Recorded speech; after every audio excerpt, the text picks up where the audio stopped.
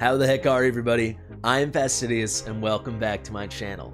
Wow, something very peculiar happened yesterday when the Ancient Summoning Portal went live on both the global server and the Forerunner server. So why am I on the test server now? We'll take a look-see at your screen. Something might catch your eye. Look on the left side here, then I'm just gonna scroll. Look at all these portraits. Is anything catching your eye? Let me scroll a little faster.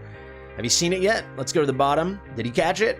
Well, this is the test server, right? So what's the point of the test server? People ask me this actually. The test server is not real. It is like a playground server specifically for content creators so we can test things out, make content, and inform you guys, right? So on the test server, we have everything. We have unlimited resources and we have access to all the heroes in the game. They just send us all the heroes, right? Then what the heck is this? 174 out of 175. If you had a really keen eye, you might have saw when I was scrolling, look at this, one of these guys is grayed out. Well, his name is Uredin. He is not yet even on the test server. He is not supposed to be live, yet people started pulling him yesterday on Global and on Forerunner. Let me tell you, this guy is broken. This guy is pay to win. He is amazing, and we have got to talk about it. Fastidious. Fastidious. That's right, guys. Yesterday, Uredin went live in-game, both on Global and Forerunner servers. At least he went live for a moment. Doesn't seem like people are able to pull him anymore, but for some period of time when the portal opened, people were pulling him. This is pretty crazy. So if you remember about 3 or 4 weeks ago, we had a similar thing happen with our normal hero pool. So not our ancient hero pool. I made a video about it. People seem to like it. And that was with regard to, in the Infernal Blast, we had Faircy, who actually still has yet to be added on global server to the gallery. She already was in Forerunner and still is. And then 2 other heroes that had been on Forerunner and were part of fusions, actually. One was an Esotericist, that would be Philippa. And then she was since remedied to be added to the gallery, and the other one was Draga, a Nightmare Council tank. So this was 2 epics that were kind of fusion fodder epics. To be honest, they are not that great. And Faircy, who they didn't address any of this, but Faircy, they never even formally patched her into the gallery the way they did with the 2 epics. Totally unannounced, never addressed, it is what it is. Why am I giving this backstory? Because Uredin is cracked. He's a game breaker. He is so good. I don't have him in test server. He was not supposed to come out. If he was going to come out, for sure they would have added him to all our test server accounts, so the Mob Buckets of the world, Ivy, myself, Dan Heilman, everyone could get out there, push as much content about this crazy guy as possible. But instead, I'm going to read through the kit as though I don't have him, because I don't have him on test server. And let me tell you, this is all, I guess, speculative. I mean, I think I'm getting pretty good at reading kits at this point. However, I'm not going to be able to test him, obviously not yet. But the way his kit reads, we have a new contender for best hero in the game. I would say at worst, he's a combination between Virna and Valeria. He is insanity. So I think let's not bury the lead and let's just get into it. It's going to be a kind of hard kit to break down, so we're just going to start with the basic attack, work our way up to the ultimate, then the talent, then I'll just talk you through it. Actually, you know the best way to start with him? He is a magic damage dealing fighter. And if you caught my video on Falsia, I did a comparison during that one with the base attacks of magic damage dealing fighters. So if you want to go back and check that out or just picture in your head, it's somewhere in that like 4,200 to 4,800 attack range. So guess what Uredin's is, right? I think the highest in the game is like Falsia or what's her face? The other cultist that is yet to be added, Magda. Right, so let's see what Magda's attack is. 4,300. Okay, so maybe it was yeah, it's Falsia, or it's going to be maybe Zealatu, right? So let me show you Zealatu. We have to establish a baseline. I know I'm building hype, but it's going to be worth it.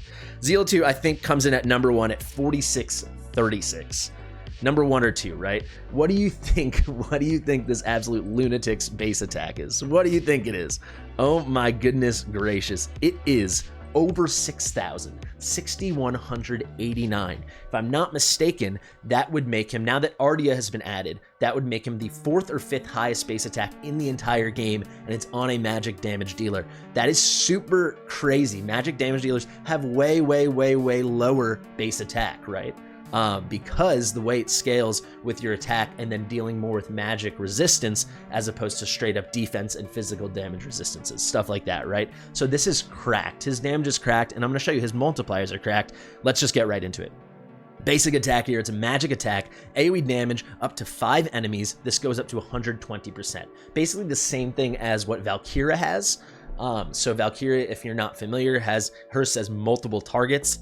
That's just because the older heroes, they didn't get as good and they don't want to go back and fix the tooltips, I guess. Hopefully they do one day, but it's saying up to 5 enemies. So it's a 5 enemy multi-hitter. It's just a straight up AoE damage nukage on an A1. Really cool, but as you see, as he does other things in his kit, this A1, or I always say A1 because I'm used to that from other games, this basic attack goes to a whole new level. It is so potent. We're going to save the ultimate. Let's go to the passive here.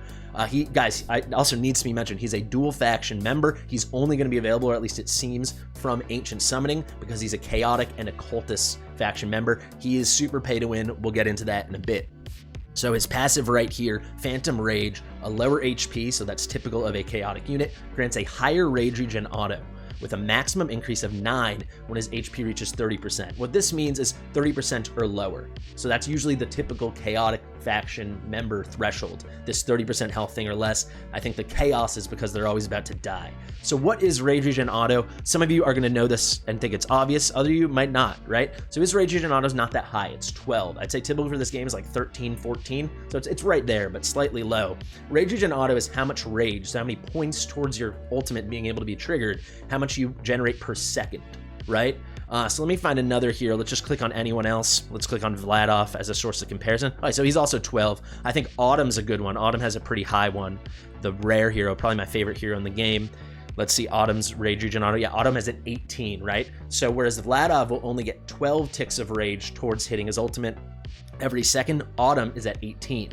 If you're familiar with the Mana Spring set, that adds 3 rage regen auto, right? So Autumn would go from 18 to 21, Uredin or Vladov would go to 15. However, if he's 30% health or less, every second he's getting an extra 9, so 21. So Autumn, who I believe has the highest rage regen auto in the game at 18, add a Mana Spring set on her, that's what he's getting naturally, as long as he has 30% health or less. And as you see, rage is essential to his kit. He's got a very unique, very strong, very cool kit. It's unique.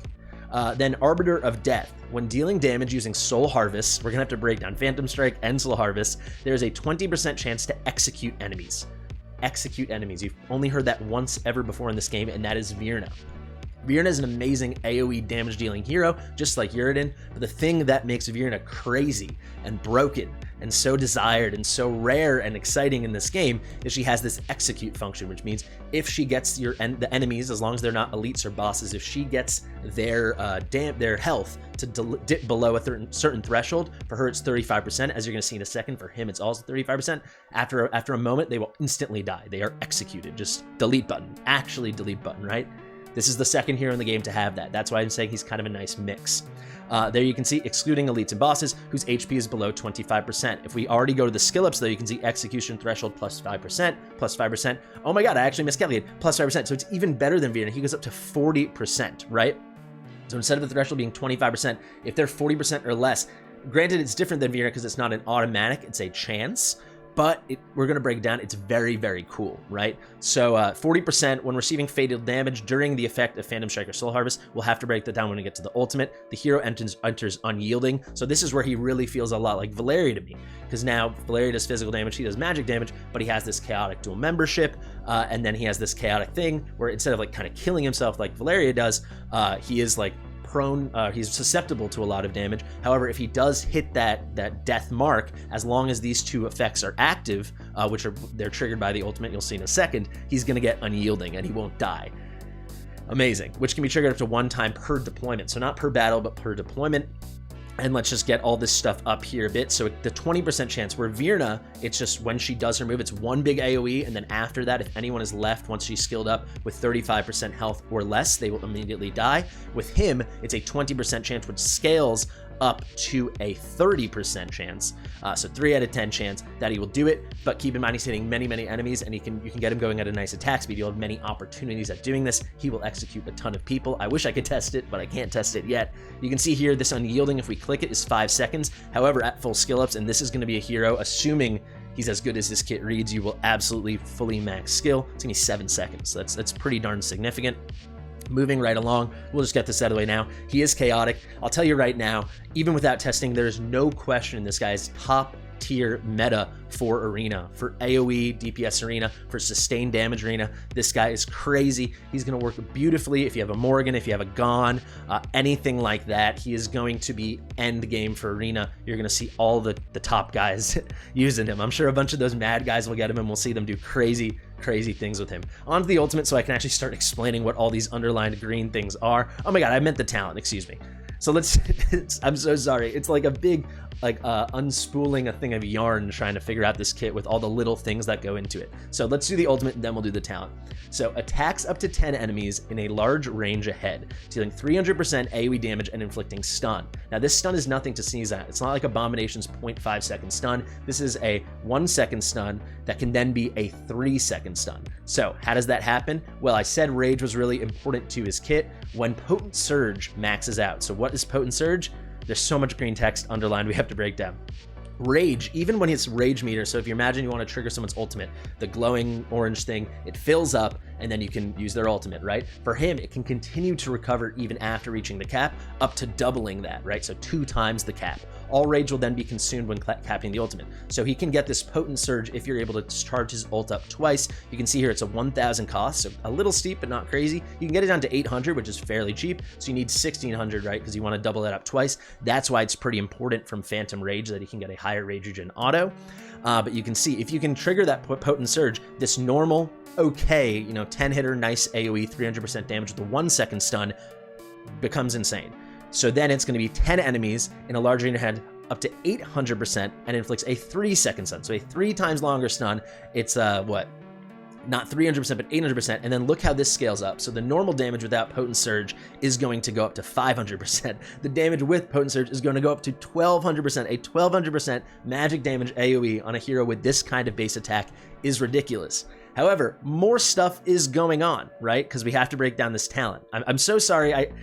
I'm too excited. I wish I could have found a more clear and concise way to break down this kit. Hopefully it's making perfect sense to you guys, but you can see it all ties in weird ways, and it's something you really have to take your time understanding. If you have any questions, just let me know in the comments. So after the ultimate is cast, this is where I was saying his basic attacks can be something way crazier. After the ultimate is cast, so after Obliterating Blast is cast, basic attacks will turn into Phantom Strike. So what is Phantom Strike? His normal basic attack, when skilled up, is a 120% AoE magic damage, multi-hitter to 5 enemies, 120% magic damage, right? Cool. Well, during the ultimate, and the ultimate I believe lasts for 15 seconds. Yes, the ultimate lasts for 15 seconds. Now all those basic attacks will turn into Phantom Strike, right? So what is Phantom Strike? Instead of dealing that 120%, now it's going to deal 150%. And instead of 5 enemies, it's going to be 10 enemies. Pretty strong, right? So not only do you get this big burst, whether you do the normal 500% skilled up with the 1 second stun, or if you have Potent Surge, you're going to get the 1,200% with the 3 second stun, but you will get Phantom Strike. However, actually, I should say Phantom Strike only happens if you don't have Potent Surge, but that's already pretty cool, right? So let's say you didn't have Potent Surge, you were in an arena, you wanted to get it off earlier, you'd still be getting a 300% AoE damage up to 500%, a 1 second stun, hitting 10 enemies, and then for 15 seconds, all your attacks are going to do 150% AoE magic damage to 10 enemies. So imagine AoE Arena when you have all those mobs, delete button, delete button, delete button, right? However, if you can get Potent Surge, not only do you get that huge benefit with the 1,200% AoE damage and the 3 second stun, instead of getting Phantom Strike, you're getting Soul Harvest. And Soul Harvest, again, it lasts for 15 seconds, just like Phantom Strike, but it's insane. So it's going to deal 120%, so less than 150, but it's doing it twice, and it's also to 10 enemies, right?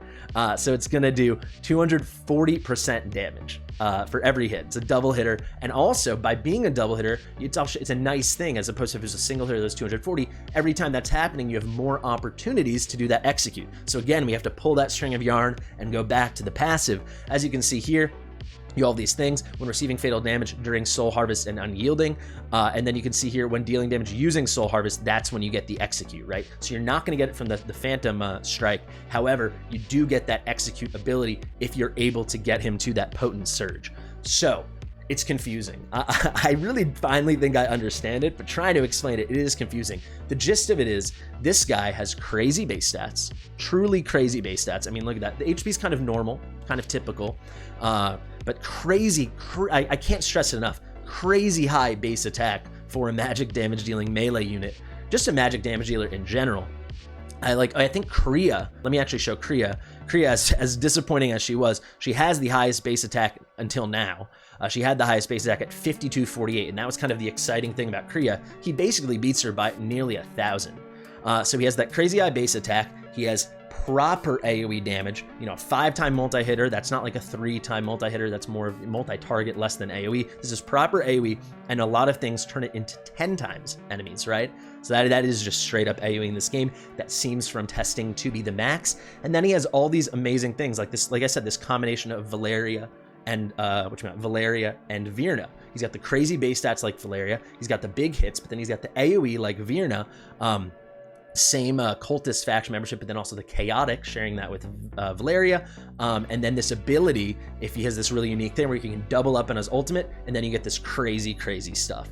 So let's look at that base attack interval, as you know I'm going to do. It is a little annoying at 3.5 seconds, but if you can get this guy going with crazy attack speed, his base attack is high enough, the multipliers are enormous, you can quite easily get him to something rapid. You can get him something close to 2 seconds, right? Maybe call it 2.1, 2.2. Think of all the opportunities if you're able to get Potent Surge, get the double hitter, turn it into Soul Harvest, right? And then, okay, now Soul Harvest is active, execute. Then, okay, he's getting hit by the enemies, maybe he dies. He's got Unyielding, keeps going for 7 seconds when skilled up. He is going to be a game wrecker. You can tell I'm excited. So, that's the good stuff. This guy's amazing, and I can't wait. The bad stuff. He's going to be insanely pay to win, and depending, like if they did a 10x banner on him, he is going to really, it's going to be a specific thing, because I think the biggest impact he will have is like on GVG and PvP, so GVG and Arena, so PvP content, but he could be game breaking, like just shout out to Mad, right? They're very good at going out and getting all these best heroes and getting awakenings. If they do like a 10x banner ever on this guy, it is going to be the ultimate money grab thing, assuming, and this, again, I have to say, I'm only reading the kit here, right? But we have to talk about awakenings. So first off, almost certainly, there's no indication that this wouldn't be the case. Almost certainly he will only ever be available from the Ancient Summoning Portal. We have that live right now. You know, some heroes like Valeria you can get from normal summons or Cerberus, but quite typically, most of these chaotic units are only available during the Ancient Summoning Portal. So like your Lugarus of the world, your Sargoks, stuff like that, right? Uredin, I would be shocked if he's not the same. And so he's already rare. He's already pay to win, right? You're gonna have to get really lucky or pay a lot of money to hope to get him. However, his awakenings are some of the best in the game, so we do have to talk about it. His awakening 1, that unyielding effect, right? Granted by the Arbiter of Death passive, now his attack speed's increased by 200. He's going to be even more rapid, even more opportunities to execute before the unyielding wears off. But the similar to like Baron, when you get awakenings into Baron, the epic tank, when the effect ends, he's going to restore half his HP. So he's back up and running. Your healers can heal him back up. Granted, he can only trigger unyielding once per deployment, like I said, but how crazy is that? Now he's just back up. He can clear another wave in Arena or another, you know, finish off your next Demon Soldier you send out in GVG, and it's good to go. He's crazy. Now, plus 15% crit damage. That, you know, the 2 and the 4 are just going to be little bonuses, but plus 15% crit damage is pretty solid. And then, of course, plus 8% penetration is going to be nuts. This is going to be, he's going to ignore 30% of magic resistance, as well as 30% of defense. just crazy. And then the A3, when Potent Surge maxes out, which is really how you're going to want to use him in a lot of content, damage of Obliterating Blast ignores 40% of the target's magic resistance. If we go to someone like Greed, who is going on and on about how nice his magic res reduction is, let's pull up Greed. I believe it's only 15%. I do want to double check that. But yeah, Greed here, you can see magic res reduction 15%. If we even go to Ajax in the Unnamables, right? He's got the highest magic res reduction in the game. If you go to his passive here, you can scale this up all the way from 10% to 30% with skill ups. We're talking 40%, and it's just ignoring it. It's as if a 40% magic res reduction was applied. That's crazy, and I don't know if there are other heroes in the game that have, you have lots of ignore defense here and there, but just ignore magic res. Pretty wild. So that's a super strong A3. So if he's ever up against super, you know, high magic res or really tanky opponents, it's going to be a delete button just like the rest of his kit is. He'll get some execute as long as they're not bosses or elites. And then I told you about the penetration onto the A5. And I think people, if they ever make him available, when they do make him available, and if they ever do like a 10x, people are going to get an A5, and this is insane. For each enemy taking damage from Obliterating Blast, that is the ultimate, increases attack by 5 seconds for 15 seconds. So whenever the ultimate's up, it's a 10 times hitter, right? He's gonna hit five. He's gonna hit 5 people, so it's gonna be plus 25% attack. We know attack is king. That is gonna scale post deployment. So you're probably gonna build this guy with over 20,000 attack, and then there's another 25%, right? So another 5,000 attack or something. I think I can wrap it up there. You can tell I'm kind of giddy about this guy. He is lunacy.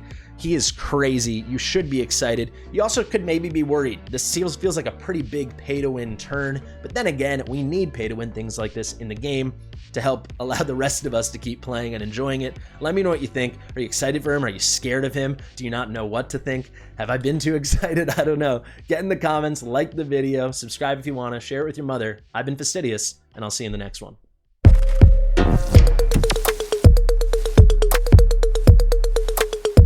Fastidious.